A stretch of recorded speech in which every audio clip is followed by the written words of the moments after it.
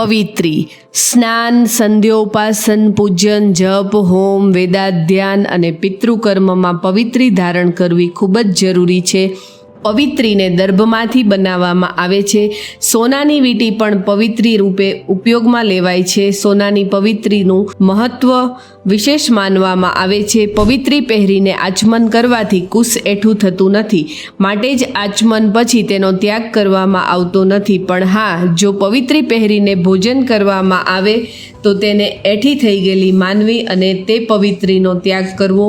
2 કુશો દ્વારા બનાવેલી પવિત્રી જમણા હાથની અનામિકા આંગળીના મૂળ ભાગમાં તથા 3 કુશોથી બનાવવામાં આવેલી પવિત્રી ડાબા હાથની અનામિકા આંગળીના મૂળ ભાગમાં ઓમ ભૂર્ભુવસ્વ મંત્રનો જાપ કરીને ધારણ કરવી. બંને પવિત્રીઓને દેવકર્મ, ઋષિકર્મ તથા પિતૃકર્મના ઉપયોગમાં લેવામાં આવે છે. પવિત્રી વિશે વધારે જાણકારી મેળવવા માટે જોતા રહો અમારી ચેનલ સત્વેદ.